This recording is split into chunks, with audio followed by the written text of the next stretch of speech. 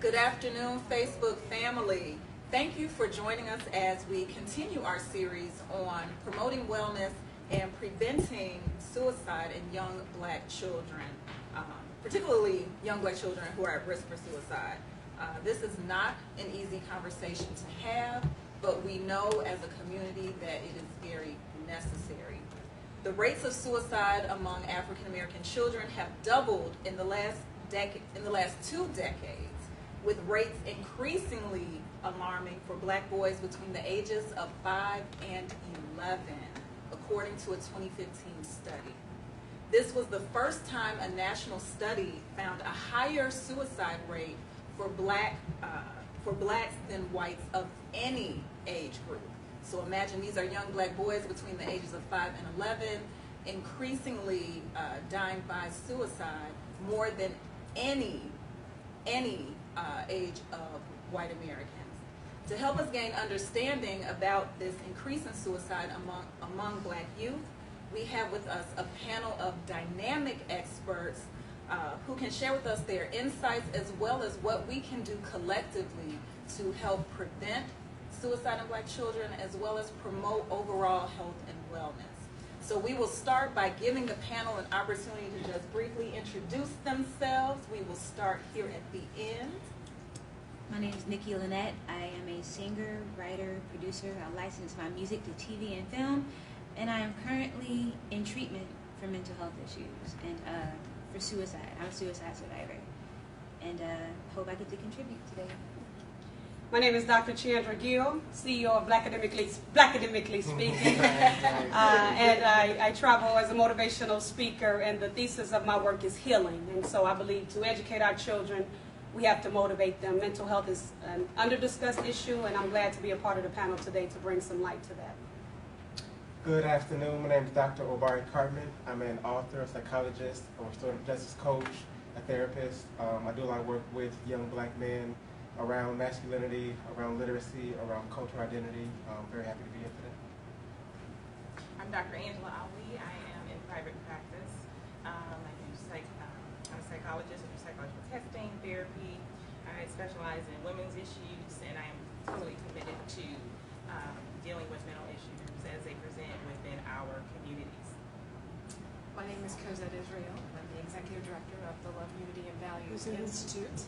And really, we deal with a very special population of youth in care and kids who are just as involved. And we see this whole issue of suicide and depression very relevant in this particular population. Our focus as college and career readiness is a pathway to reducing violence. And so really, I have a background in transformative learning and coaching, restorative practice. And so we bring that as a pathway to really helping our young people get on the right track. Thank you all for joining us this afternoon. Thank you. Thank you. So we opened up with this study that they published in 2015 that said the rates of suicide have increased for young black children. So while rates were pretty much steady for other races, we see it just at an alarming rate increasing for our black boys and girls, particularly black boys. How young can children experience depression or other effects of trauma? As a recovering person who has been on suicide watch before, that started at 7. So I don't know what the statistics show, but any trauma that begins to make a young person feel as if they are not enough, that there's something wrong with them, that is the source of what derails them in the future. From a standpoint of, usually we would say that it's too young to really diagnose a child with depression is very young. Institutionally speaking, institutions will begin to take children as young as 3 years old. And so where they have issues of sadness, it certainly exists as young as 3 years old. Now, I'm going to jump in. Nikki, speaking as a survivor, from your background, from your childhood, do you remember it starting as early as between 5 and 11? Yes. Or okay. And you know, I think that there are several things. One thing that we need to be careful of in our culture is how we treat kids when they transition from cute baby to kid, and that cute attention goes away and they start to be a bit more of a handful, and you communicate that in a way, but a lot of that loving approach kind of disappears. And a lot of times when that happens, you create an environment in which a kid feels inherently bad and feels like they can't talk to you. For me, even as an adult, it's difficult for me to talk about the fact that I was molested and the fact that, you know, the inappropriate things happened to me. And if it's hard for me as an adult, imagine what it's like for a child that doesn't even understand conceptually what boundaries are, what right and wrong is, what inappropriate looks like. When things were happening around me and to me that didn't feel good, there was nobody asking what exactly it was. And I remember my mom, when I eventually told her about being molested, she said, when you were little, you were trying to tell me, and I just didn't know what you were trying to tell me. I took you out of your preschool, I put you in a different one, but I just didn't know because it was a family member. We have to develop a way. We need more cultural sensitivity. We are a hard people, and it starts young. And you know, we talked about the other day. My most popular tweet from our tweet chat about the same subject was, when you teach little boys that emotions are a feminine trait, you set them up to be failures as fathers and partners. And when you desensitize little boys, they grow up and do horrible things to girls. And then that becomes another thing that we have to overcome. I was very aware, very young, that I was not happy. And a lot of y'all, if you talk to your kids, you might find out the same thing. And so I want to speak to also that transition from cute to kid. I think it's really important, developmental place. And we're talking the last couple of years, these rates have increased. Right. And coinciding with the Black Lives Matter, for the idea that more people are aware of like the attack against black people. And so I think what happens for parents, particularly of boys, is that fear that my boy's gonna get hurt out in the streets increases their feel a need to like discipline. And so that switch turns from like coddling to, I need to discipline him even harder in my house to prepare him to be able to stay in order when he engages with the police, so that he can stay alive. So there's this survival mechanism that's embedded in, I think, the reaction to this more awareness, this more visible sort of destruction against black boy bodies that I think has had a counter reaction from mothers that are afraid then to send them out without preparing them in a way. But the preparation looks more like, you know, instilling fear, instilling punishment, instilling kind of stuff that I think she's speaking to around that transition from caring to like, you know, fearing. And there's also this dynamic with having so many single mothers, where there's the dynamic between the mother is an extreme of discipline or an extreme of coddling.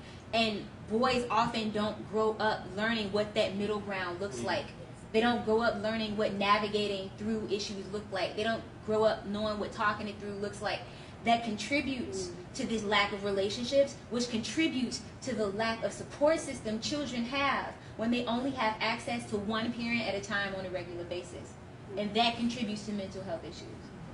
So it sounds like there's, well, of course, there's layers to what are some of the risk factors that put young people at risk. So of course you have a cultural layer, but then just at a basic level, like what are some of the more general risk factors that could put a young person at risk for death by suicide? Well, adding to what Obari said, I mean, when you start talking about institutionalized abuse, meaning, you know, criminal justice system, the police, and school officials, if young black boys actually feel, and girls, but speaking of young black boys, they feel that they are victimized within those spaces, then there is an increase for suicide based just upon that. So clearly what we have going on today with respect to, you know, police brutality and everything that's going on, we are experiencing that increase for suicide. I think just delving into it as an educator and practitioner, in all of my travels around the country, speaking in schools, even jails, the unfortunate common denominator and the highest risk for me is just being black. Being black in America is a risk factor. Imagine that just being black is a risk factor within itself. That's why, as an educator, my responsibility is that, but as a researcher and scholar, this is why we have to push back on post-racial propaganda. Because the byproduct of that, we all understand that, but then what happens with our children is if we believe that this is a post-racial society, what that says to a child is, if this is post-racial, Right. where's the hope? If this is the better side, if the better side of America is killing me and getting away with it, if the better side of America is you can justify it, Zimmerman, and post it and laugh about Trayvon, if this is the better side, the hopelessness that permeates in a child's mind is, where am I? Where am I? And that's why our responsibility, be it suicide or homicide or however we guise it, is to understand the full complexity of what it means to be black in America. And to not only push back on post-racial propaganda and dialogue, but also we must begin to now take responsibility. As I've said before, and we were on Twitter the other day, we often say it takes a village to raise a child, but we never question who's the village. Who's the village? The assumption is that everybody in the village is ready to raise the child. And we surely have to get to the point, which was what I believe, it takes a healthy village to heal the child. And if you're not healed, if you're not dealing with the issue, we're scared. We're still talking about being scared of therapy. So when we deal with the internal component, I believe it's an inside out. What if post-racial propaganda never stops? Our pushback is an internal thing that we can prevent. We can tell children we're not post-racial, baby. But this is what this looks like. This is what, we've always been brilliant. We've always been resilient. We've always had to fight through these dynamics. And this is what it is. And so we have to build up our children. And the last thing is, another risk factor, if I may, being black, but also being black in schools that teach you that you're not good enough. In this discussion, our school systems throughout America that still permeate in the hearts and minds of our children an inferiority complex that suggests that they're not enough. They're not enough. We're still in an age where our children are not learning who Marcus Garvey is, and over Christopher Columbus, Thomas Jefferson, over the real Martin Luther King. What that does is it continues to permeate this messaging, I'm not enough, and everything that's great is outside of me, back to the hopelessness. What am I living for? So how do we tackle that main atom, that hopelessness piece with young children in particular? Because a lot of adults are dealing with that hopelessness. So how do you tackle that in a small child? What I would be really interested to know is the current rates of the increase of suicide from black boys 5 to 11. I would like to know over time how that rate has increased with the more access and the culture being driven more to social media. Because it is a documented fact that more social media typically leads to more depression.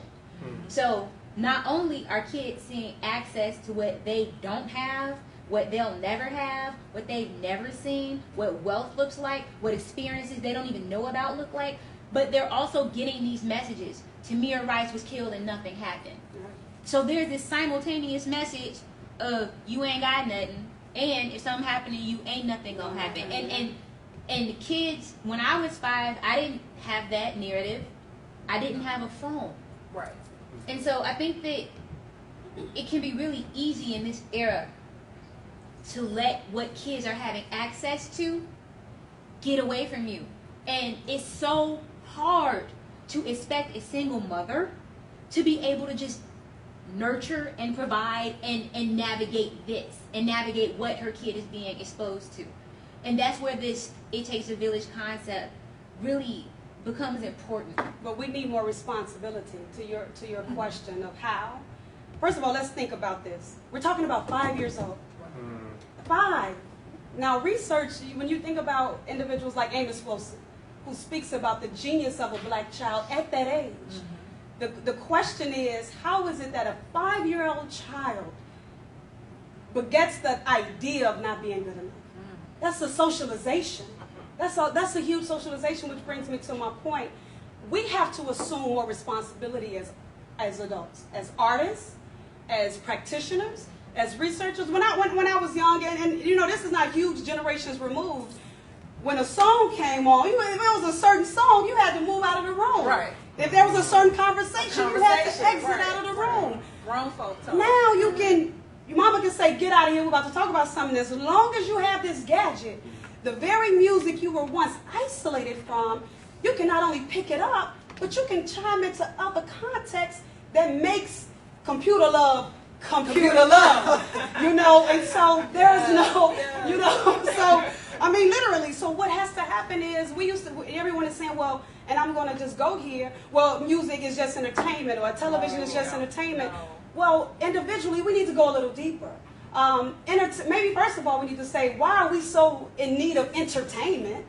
And then number 2, the real piece is, can we make entertainment look differently on some levels? And that's not to take away the brilliance of our artists and all of that. But I think we all bear a responsibility, understanding that our children have access to things that we didn't have access to, that continue to continue to perpetuate this notion, as said, in this thing here of where do our children get the notion of they're good, they're great, they're better than, they're wonderful. The institutions that are supposed to do that are questionable as a whole. Well, as a parent, because I have a 10-year-old. Sure. A young, bright 10-year-old male who needs constant reinforcement. So he gets that at home. Yeah. He gets that from his mother and his father.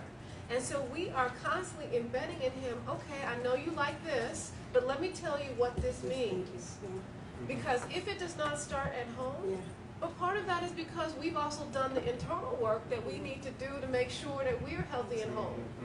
So, you know, mommy and daddy are not fighting about stuff, right? We are focused on engaging and making sure this 10-year-old grows up healthy. But we are in the classroom talking about, why are you trying to label my son at 4th grade and put him in a different kind of class? No, you're not going to do that. My son needs to be able, at 8th grade, be able to do calculus. How dare you? So the teachers know, because as a parent, I am speaking up saying, no, you cannot label my son. So as one of the things that we need to do as parents, we need to start speaking up and stepping out. We need to start and not being afraid. I am not afraid to say, I have been through this. And I need help with this. Because if we don't, we kind of we push our kids into this very difficult place where they don't know if they can trust you, because mom is agitated and will fly out the handle at any minute.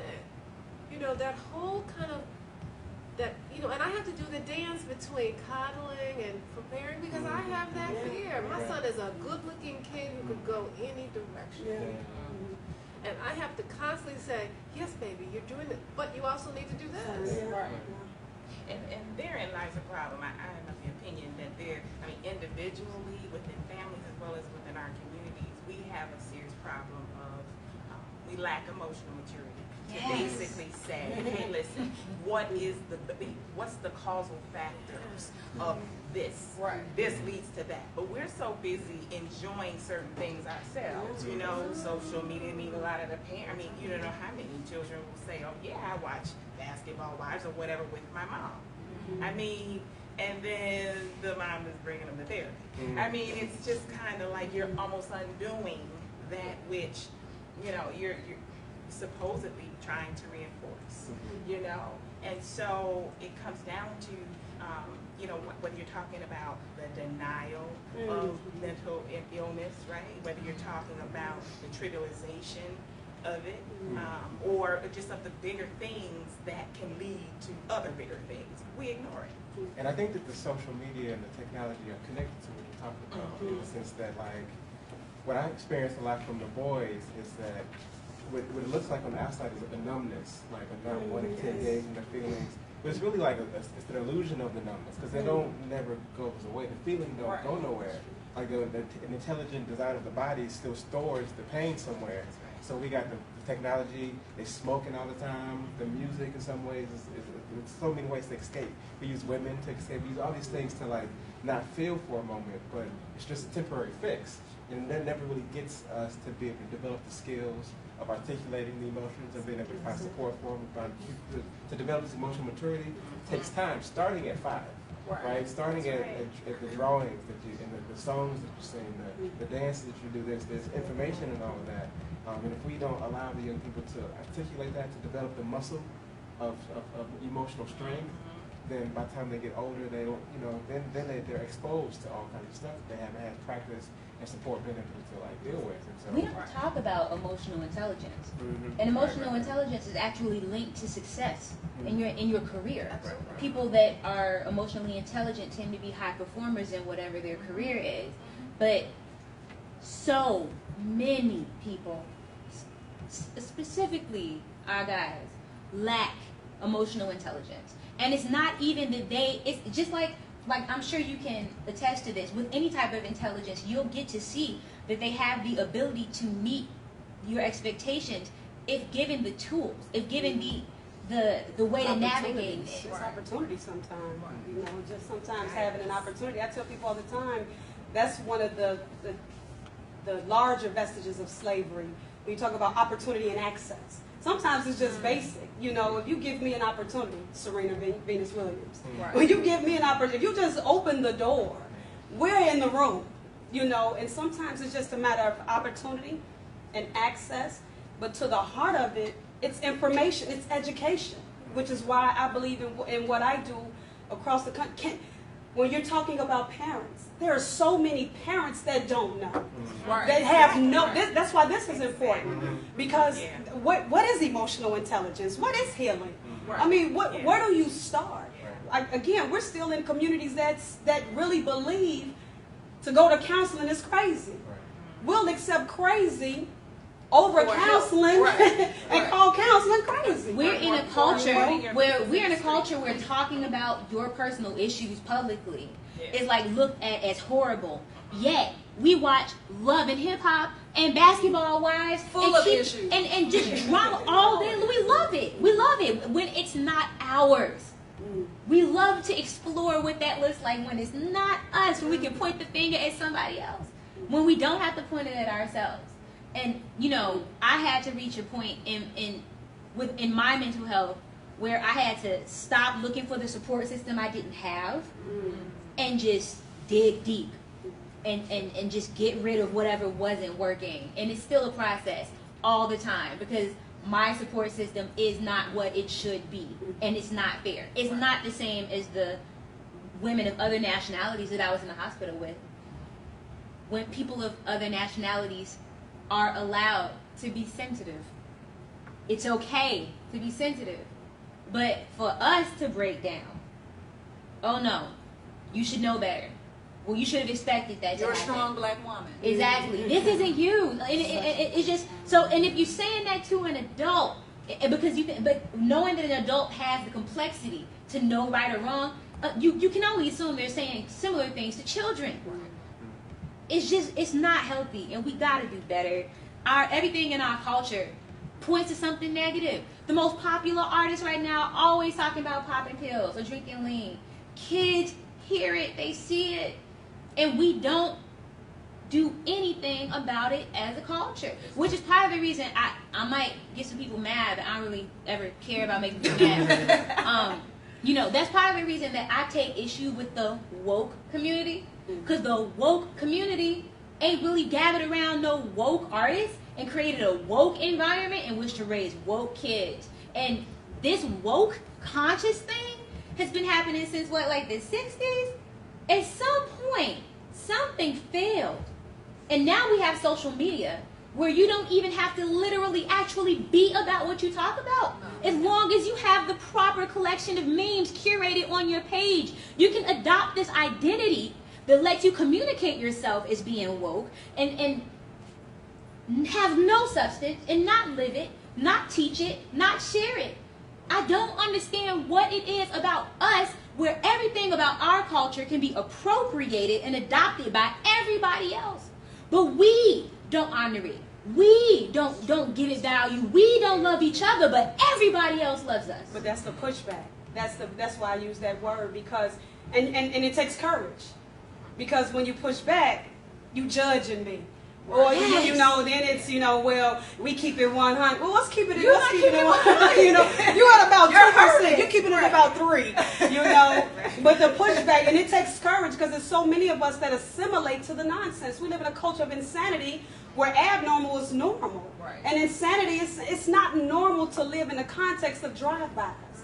But if you live by it all the time, you think that because it's common, it's normal. But the abnormality of our lives have become normalized because we've not given pushback.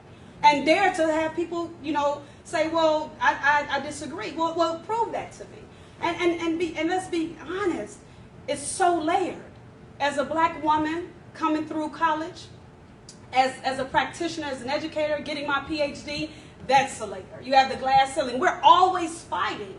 So just to get to our desired place is a fight within itself. And so it makes you want to be, it makes you strong, and it makes you want to be stronger. But how do you begin to discern when that's appropriate and when it's okay?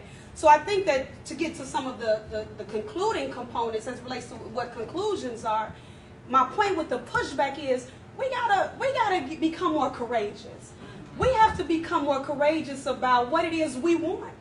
We assume that just because you look like me, you want what I want.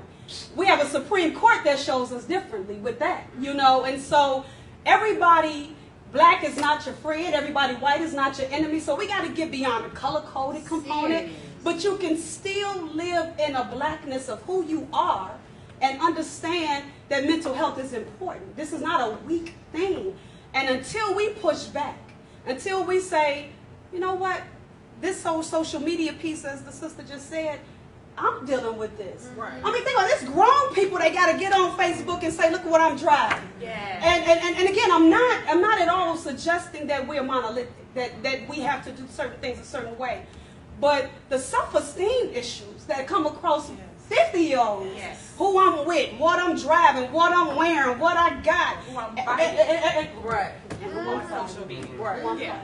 Yeah. You know, so I think that we can't be afraid to begin to put together a basis of solution that says that, no, this isn't okay.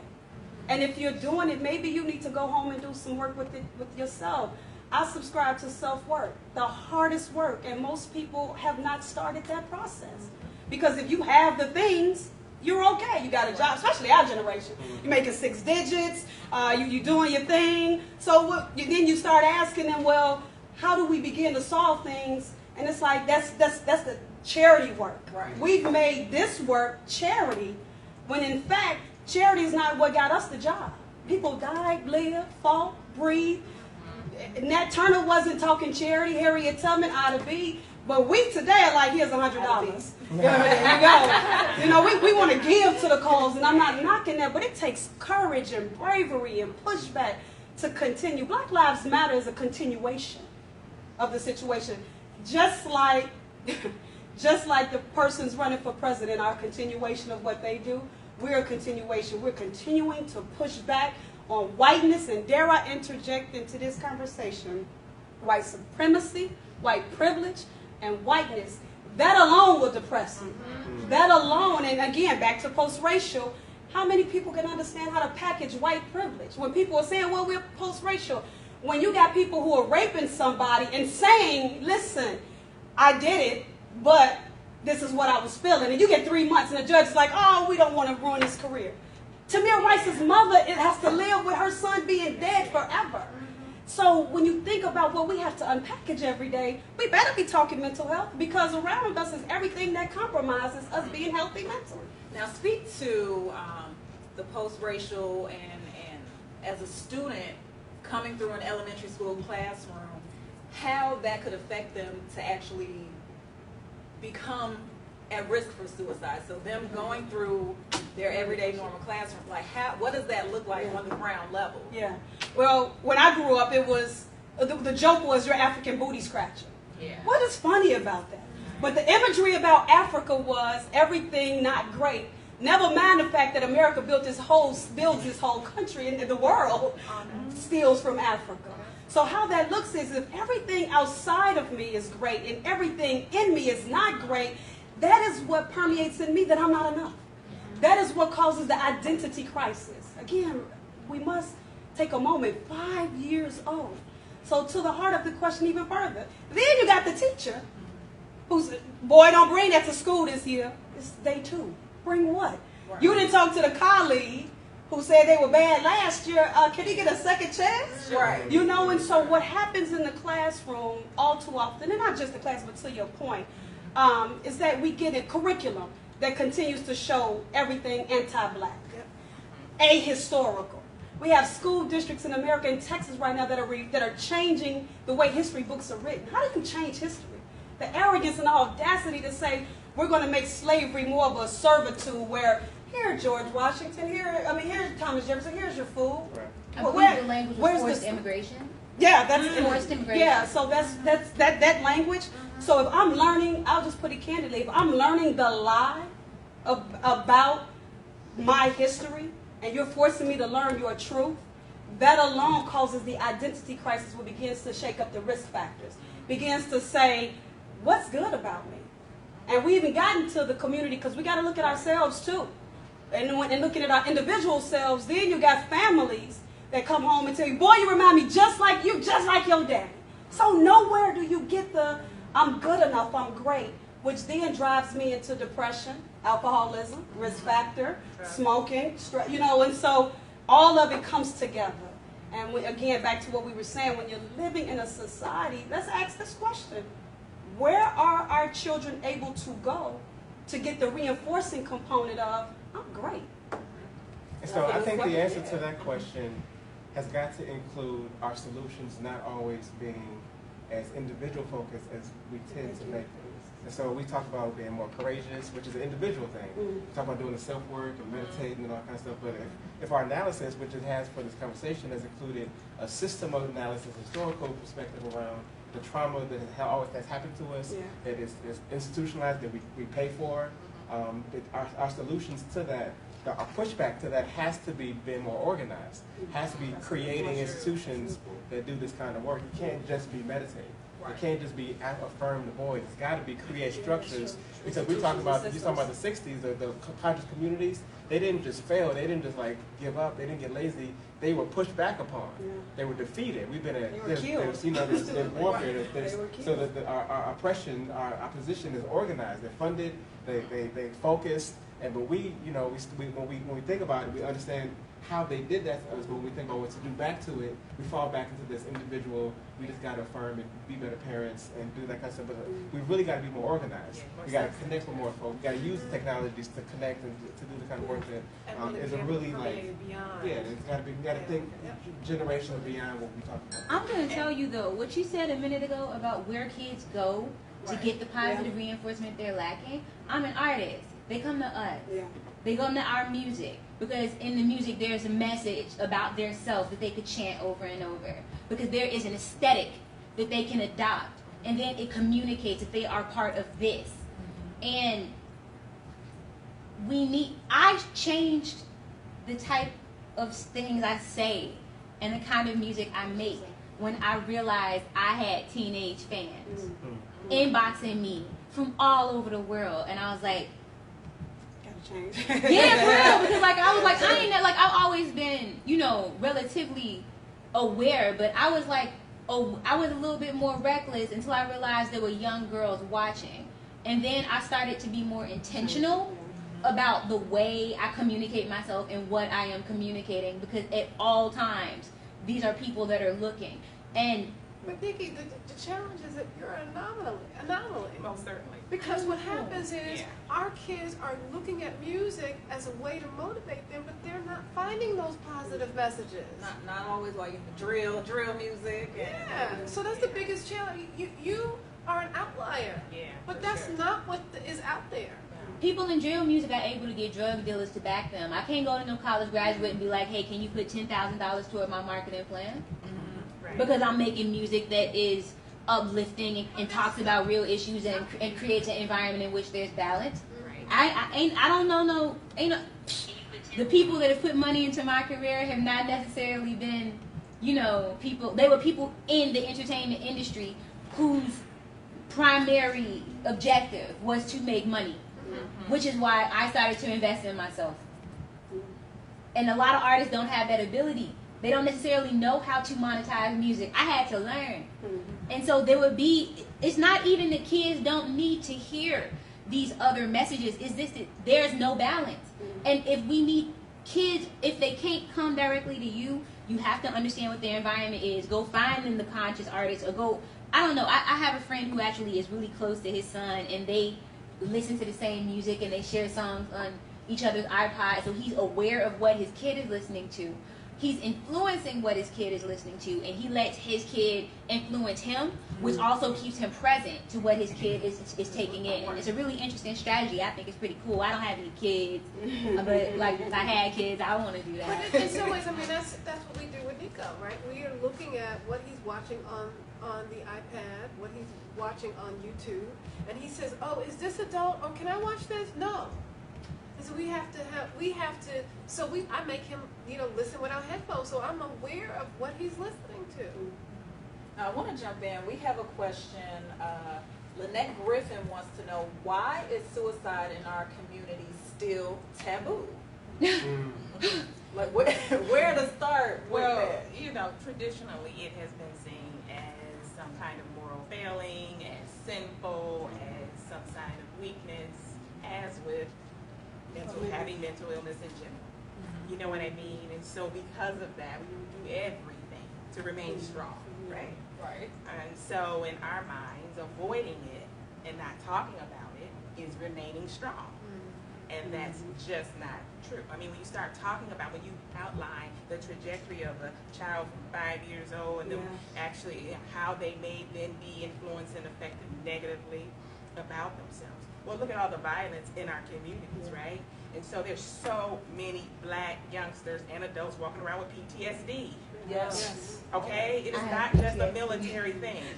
Okay? We are living in the military. And break down what PTSD Seriously. is for people who may not. Post-traumatic know. stress disorder. And so literally you couple that with the fact that again, the majority of our community does not identify or they buy into the stigma associated with suicide and mental illness and things like that.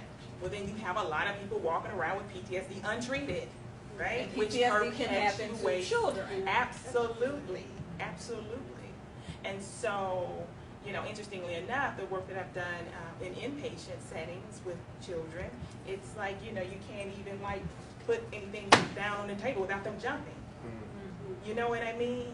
And so this is, it's a cycle that keeps going and going and going, and we won't get to the heart of dealing with suicide until we get to the heart of dealing with, regular mental illness, which can also. And also the other thing, when you made an image in my brain of you doing work in inpatient, and what I know that happens in your office, I don't even know you, but I know it's different than what happens in other clinicians' office.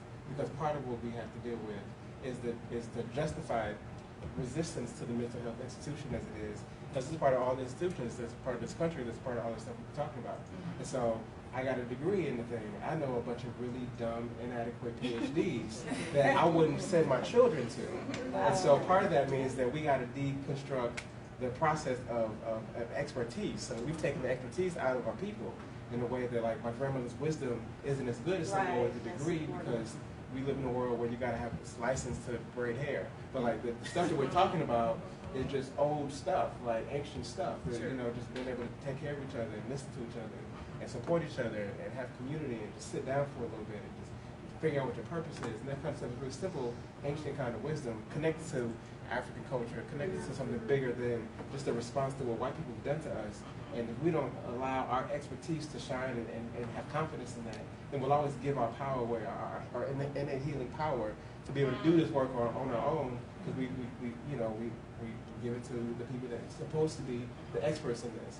But we know that that's not always true, that I have had to go to school to learn white European psychology to then go back and undo that in myself to be able to do good work. But the institution, the hospitals, the clinics, they don't do that. They just take the money, they just pop the pills, they just, they're doing kind of stuff. I can remember being 7 and my parents not knowing what was wrong with me because I was not adequate in the way I could communicate to say, this cousin such and such did this to me. And I went to a clinician for a couple of years, but she could not get at what was wrong with me. So what did I do? I did what you did, Nikki. I was silent until I saw a video on television that mimicked what my household looked like. And I was able to communicate to my mother, Mom, this happened to me.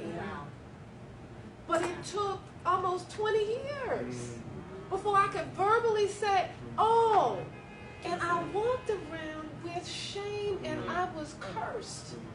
I remember when Dr. Brazier sat me down and said, baby, you are not cursed. That should not have happened to you.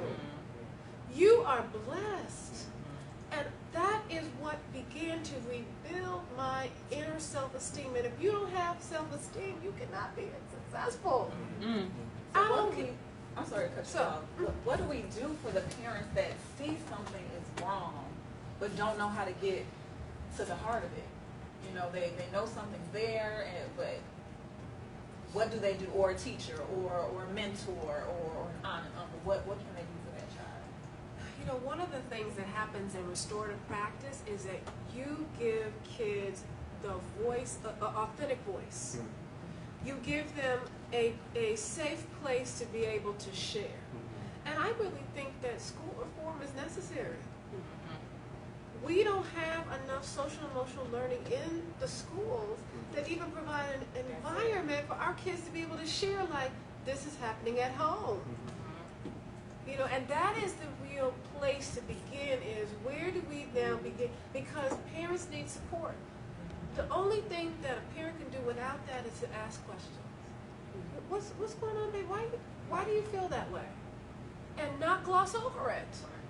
And ask open-ended questions, not just something that could be a yes or a no, but open-ended. And I think it's important to be able to communicate without blame, right? So we see our child break a glass or do something, and we're so quick to reprimand. What's wrong with you? Why did you fall? As opposed to saying, what's happening with you? What are you dealing with? And I think that those kinds of restorative questions begins to get at the source of what's happening. And the thing that Obari said earlier, institutions. Institution of family. See, we always think we got to build systems and we got to go outside. The institution of family, that's tough, because we're struggling. The institution of the church, as a believer myself, as a believer, we got somebody just talked about. Marie DeClue said because of judgment that starts in the church. That's why mental health is still taboo. Yeah, and that's where I was going to go. I know in essence of time, I'm probably going to get a lot of tweets. We got to touch on that because most of us grow up in the church. And as one in ministry who believe in counseling, who also is into my blackness, layered and all that, the preacher is not always trained to counsel. And there's a distinction. I'll let you say no. But I believe that it's the soul and the spirit absent of the mentality. See, when we talk mental health, when you cross the line of spirit and soul, you then begin to say, you can just pray that away. And we take away from the chemical imbalances. I mean, And the mental imbalance. And the mental imbalances. And so what has to happen is the institution of the family, institution of school we talked about, but the institution of the church, we have to do a better job of talking about rape, of talking about abuse, of talking about pedophilia. These are all dynamics that are associated with the context of counseling and psychology. And if we remind ourselves, all we have to do is go into some scripture, it's there. But what happens is, what had happened was, is when you have particularly as believers, when you've only grown up under the doctrine of deliverance minus sanity, then you don't understand how to unpackage what it means to be a believer that is also healthy. Just because I've been delivered don't mean that I've been literally brought to a place of saved from my imbalances. And so there's an unpackaging. Just like I go to school to matriculate for a degree and the professor teaches me, I don't go into the pastor's office and say, hey, I need a degree in educational policy studies. I need you to assist me. What ends up happening is there are institutions that are in place that can give me what I need. And the institution of the church is in a precarious place, but a very unique place, in that it can save you twice. Okay, it can actually get to that. Cut you off. I don't want to do one of those. I don't want to cut you off. But if we're talking about kids, right? We're talking about millennials and younger. Then what we need to talk about is that a lot of us are not into any institutions. Some of us, like me, I am not a believer. I am not a woman of faith. Sure. And that in and of itself invalidates me. We have to remember that when it comes to mental health, we invalidate mental illness.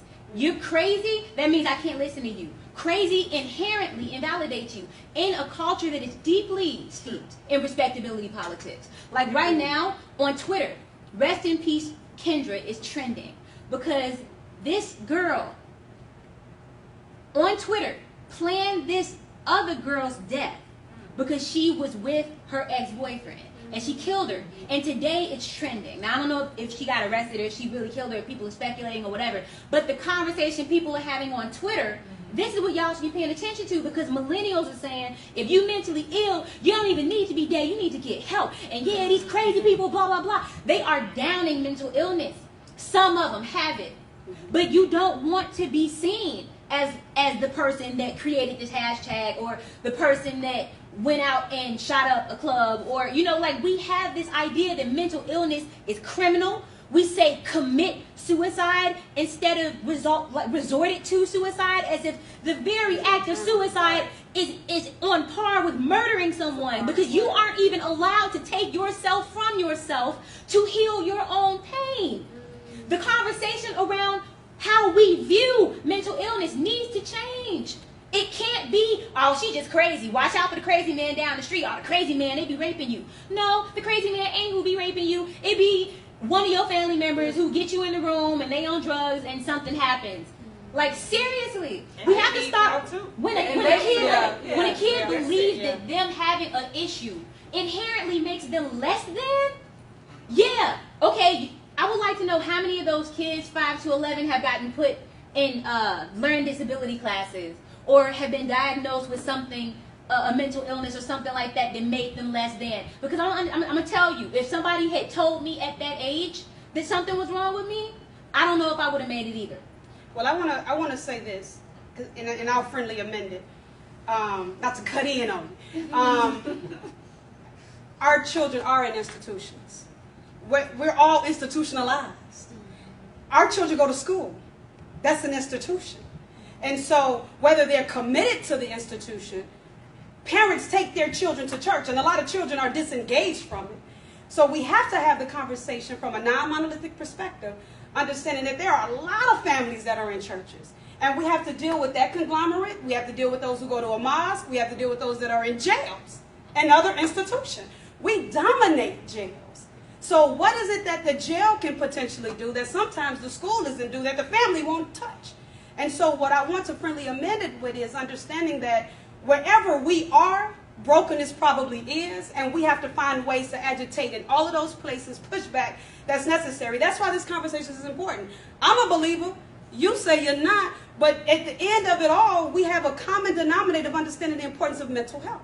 And so where your institution of art is, and how you convert music That's an institution within itself. And you're reaching via the mechanism of your spoken word. I don't want to get caught up in semantics or language. So what I'm just going to say is when we talk about kids, we need to meet them where they're at and not try to drag them where we are. Sure. And I think as technology advances, as social media becomes more prevalent, as kids mature way earlier, that becomes harder and harder.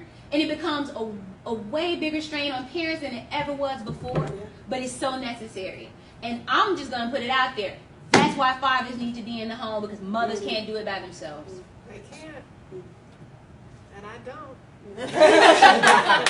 Amen. No, really, that's real talk, That's a though, blessing. right? No, that's So, I mean, because we've been grown up in a culture that says, I am a single mother, and I'm going to do this, I'm going to be mommy and daddy. You can't do it by yourself. I don't care how hard you try. That boy, that girl needs something else from her father. If my father did not grow up with me and affirm me and take me on dates and teach me what a man is supposed to do, I would not have a healthy orientation towards men. And let me just say this to the point of the sister here meeting children. I'm an educator. I'll meet you there, but I have to bring you to a place. People have to bring me to a place. So as a practitioner, that's one thing. But I'll just use this experience. I had a student in my class and at the Center for Inner City Studies here in Chicago. And interestingly enough, what ends up happening is, do you talk about suicide in the classroom?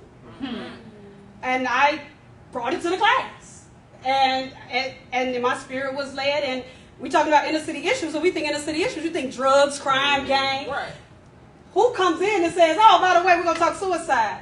Dr. Gill, I feel like I'm in therapy in your class. Very good. Because that's education to me. America has education wrong in that education isn't I just put stuff in you, you regurgitate it back to me, next year you don't remember it.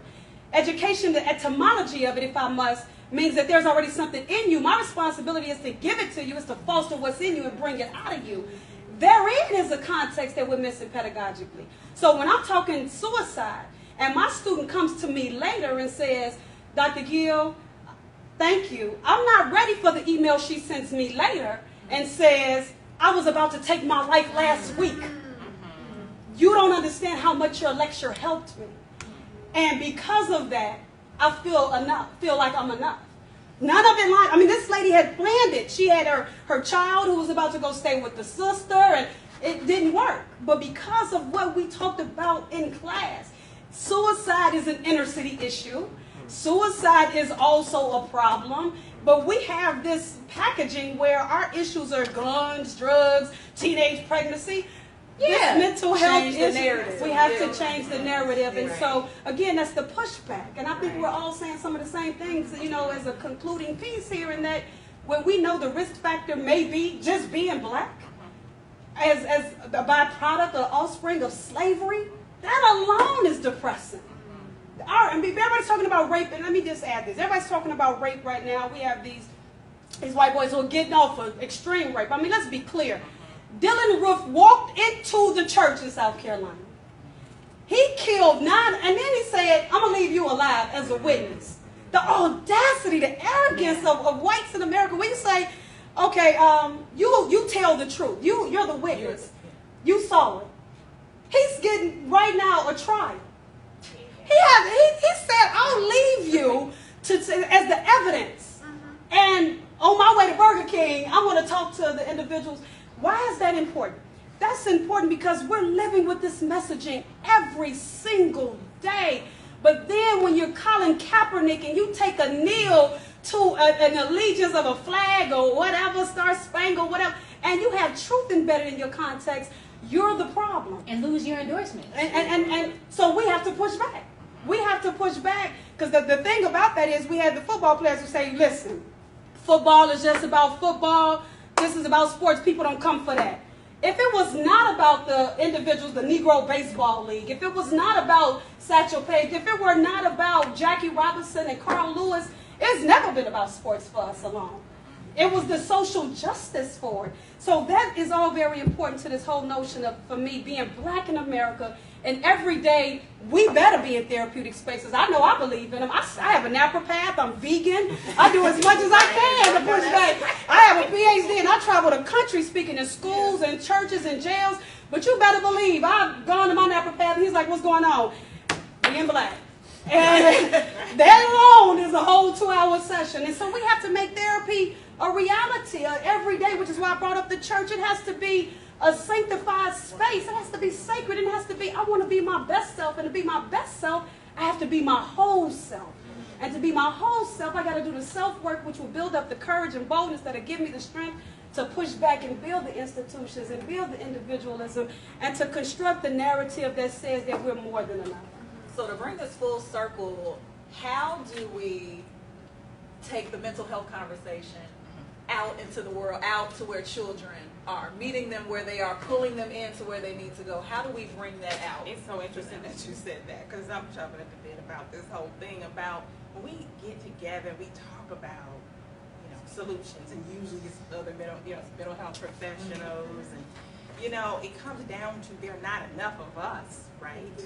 Okay, and we need to actually have more people, encourage more people to actually go into the field that look like us, that are black, going into the fields that we can help our own. Okay, I mean, when I tell you probably 7 out of 10 blacks that come to see me, they're like, I mean, they can't even begin to even tell you how elated they are that they found a black practitioner, how important it is to them, right? And the other ones are thinking, right? But we're not, here's the deal. We're not going to gain traction until we begin to increase conversations. But how does that happen? Right. It's not a popular concept. It's not especially with children, because I mean, 5 to 11-year-olds aren't watching BlackDoctor.org. Exactly. Not yet. We got to train them in the way they should go. And so how do we reach them? And then the question then, because it's about 5 to 11-year-olds, but then again, they're looking at the adults, so it still comes back to the adults, right? And so we're not, it's not popular to have these conversations. It's not fun to have these conversations. Right. I mean, we always look at the leaders, right? Okay, we kind of galvanize around movements, but how can we make this a movement? Right? How can we make it as popular as Black Lives Matter? Because it's just as important. Well, academically speaking, which is what I believe, seriously, my contribution to the solution is in schools. And not just schools, I'm everywhere, but to the heart of it, I believe that, when I go into schools and do professional development sessions with teachers, I have a responsibility there. Because there are a lot of teachers that don't look like me who teach our children that do look like me, and there's a disconnect. Just because Mike is active don't mean he's bad. He's just active. And so the professional development is a piece. And then you have to deal with the school systems, as I said earlier, that have these curriculums that insist that it's okay to teach all of this white greatness and black not being great. So for me, can I motivate that child to want to know Harold Washington in Chicago? Can I motivate you, and then can I educate you? And my answer is yes. And so I believe we just have to, if you want to use the language, go hard in what we know we're good in. We have to be serious about it. We have to be willing to go into places that are not familiar. I get teachers who tell me, I have a philosophy as a professor. My responsibility is to instruct beyond the social construct. So that means if I don't like white teachers who don't like teaching black kids, as a black teacher, I can't not like teaching Asian kids. Good teachers teach all children. So let me help you. Let me help you teach all children. And I'll even end with this, because this is what I fight. Professionally, I call it intellectual malpractice. There is not a profession like maybe education and police officers where there is so much malpractice. As a medical doctor, I don't even want the privilege, but I certainly don't have the privilege of being able to, in the emergency room, say, oh, this boy black, his mama ain't at home, his daddy on drugs, I'm not going to operate. That's malpractice. Dylan Roof has an attorney because he has a right to be proven guilty. If an attorney goes in and misrepresent him, that's malpractice. That attorney can lose his or her certification. Only in our profession is there so much malpractice against black children, and it's accepted. We have to push back. We have too many people who are trying to get pensions over purpose, and we have far too many school districts. I challenge everywhere I go, show me a school district where there's 95% white students and an all-black school board, I'll wait. Only in our country are there school districts that are 95% Latino, Puerto Rican, African American children and all-white school boards. So you have a dominance of us in schools with all-white school boards, but you can't go nowhere in America and find an all-white school district or an all-black school board. Yep. Why is that a problem? Race within itself isn't the issue. It's about what's my interest. Am I interested in giving these children what they need? Therein is some of the context to what we have to do academically speaking. Educationally, we have to come in and we have to take education and we have to own it. And you said something that's very important. Before desegregation, education was easy for us. Huh. It's all about, I care about you. You my teacher, and you might tell my mama, because y'all live next door. And so I didn't have all of the resources that the white schools had, but I had a person that cared about me. Now we got resources and we got people that don't care about our children. It's not just happenstance that we're in jails and not in enough educational institutions to defy that. What's happening is we have too many professionals who don't care. Police officers who really don't care. We're in the city right now, the guy shot Laquan McDonald 16 times. And the best part of that narrative, unfortunately, facetiously speaking, is that he was about to load again. He shot him 16 times. Word is it was, hold on, what are you loading again for? Like my grandma said, how dead do you want him? You shot him 16 times. So I think that this has to be a situation for me. The answer to this whole mental health thing is pushing back and owning the fact that we have to take care of our children. And when parents are not there, when they're not able, when they're not healthy, we have a collective responsibility to provide the systemic elements, whether we write about it in books, shameless plug, whether you know, whether like my book, Black Genes, Black Genius, we have to tell our children, you're great, you're a genius, you're brilliant. When we use our music, we're not just, I'm down, I'm in the mental health. No, this is my pushback. Right. I'm a winner. I don't know your lyrics, but I do what I do. You know, so that's what I believe the contribution is. We have to, I put on Twitter, we've got to a point, we used to just ask kids, what do you want to be when we grow up? We now have to ask adults, what you want to be when you grow up? We got too many adults that ain't growing up. And now is the time. We got to grow up in our professions, in our personal lives, in our spiritual selves. We got to grow up because our children are dying, and we have to get to an attitude where we say, not on our watch. Not on our watch. And then final thoughts from the rest of the panel, either a resource or a word of encouragement, something that can be a positive solution toward this. My thing that I've been saying since I got out of the hospital 2 months ago is people say when you come out about your mental health issues, people say it gets better. And that's not true. It doesn't get better. It is your environment. It's the people that hurt you. It's the things that challenging you. That does not get better until you get better. And you getting better is a conscientious choice. It's getting up and taking a shower when you really want to just lay in the bed all day. It's eating when you don't feel like it. It's not drinking to dull your pain because you don't want to think about something you're going through. It doesn't get better. You get better. And when you remember that, when you get to the point where you're suicidal, you are taking your death into your own hands. If you have the power to take your death into your own hands, you have the power to take your life into your own hands. And I'm proof. Obari? Well, I always want us to make us to be clear that when we think about children problems, that they are really just outcomes to adult problems. This is our issue. That when we see young people not doing well, that that's an adult problem. And that a solution to that for suicide in particular is thinking about how much of a death culture we're in.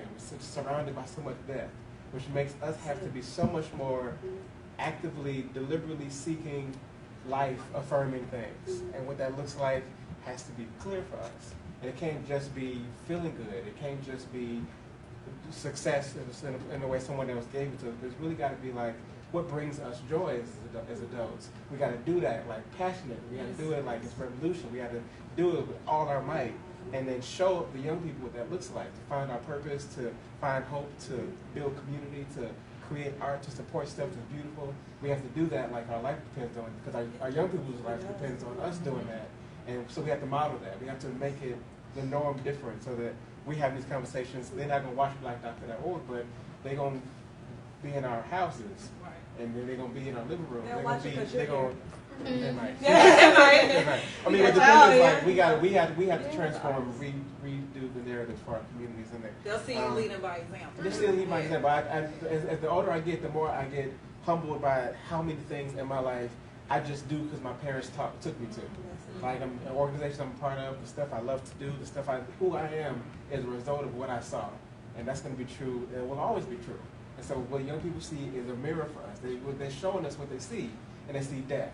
And they're seeing it because that's what we let them expose to, because we're not creating institutions. A website is an institution. A black-owned site where we're talking about health, where we promote our own stories, that's an institution. And so we don't support that enough. So we allow the corporations to tell our own stories. And if we don't take that over, then the young people will watch us be powerless, and then they will internalize what that looks like, and that it's our responsibility to do that for them. And also, too, when you start seeing a lot of acting out and emotional instability amongst children, a lot of them are actually angry with adults. Okay? I mean, I've had some tell me that in inpatient settings and in outpatient settings. They're very angry because, when you look at your parents, you look at adults, especially your parents are your life source, right? And so if you don't take care of me, if you don't protect me, then who will? And there's something that a child, basically that becomes ingrained in them when they don't feel cared for. Some sense of neglect, right? And so the only people that I could really think of that have the power to really make change within our school system, say for example, in terms of the emotional health thereof of our children, are parents. And so it's time to start coming out of our comfort zones and start agitating, whether it's the local school council, school board, what have you. When they decided, okay, diet is going to go away, and people were like, no, it's not, no, it's not. Okay, they rebuilt a $13.5 billion or renovated it at that cost. And so that tells you right there, we do have power. But how important is this really to us? Can we really see those causal factors? Can we see those correlations? Okay, if my child is doing this, this may end up in that. If these children over here are doing this and they have access to my, it's all influence. We're all connected. And so, at this stage of the game, parental involvement, parental education, really is key.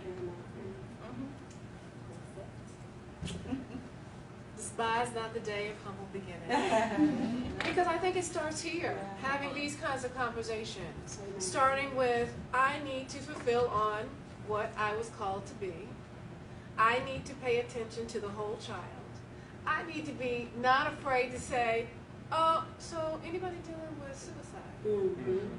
That's a really brave, bold conversation to have in a classroom, even with primary, middle school, and high school kids, to say, to talk about suicide and depression and the impact, right?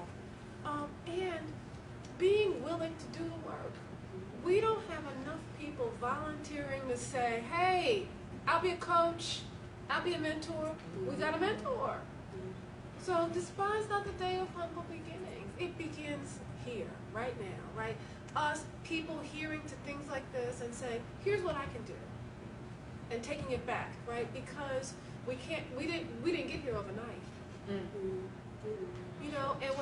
when my son is studying about Christopher Columbus, I have a right as a parent to say, oh, okay, what about Toussaint Louverture?